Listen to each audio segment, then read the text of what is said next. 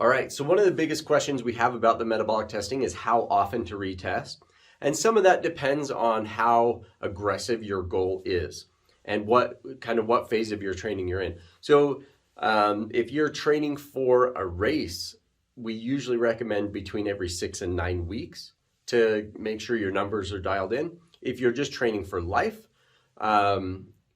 anywhere between 6 and 12 weeks. Sometimes earlier on, as you're building that initial base, is if you're going from kind of couch to 5K type concept, that idea of just starting out, often things can change a little bit more.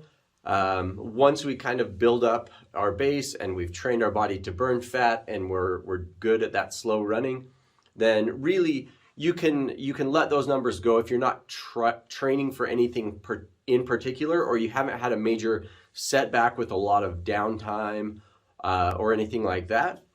Then you usually can go between like 3 and 6 months. So we recommend at least an annual if you're in a maintenance phase, but really a biannual is even better because seasons change and we tend to be a little bit more outdoors active in the summertime and a little bit more indoor treadmill or other activities during the wintertime.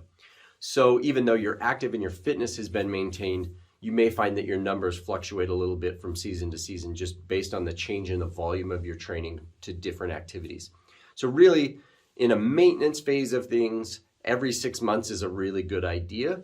When we're making an active change during a weight loss process or during a training for something or just getting in shape in general, somewhere between 6 and 12 weeks is ideal.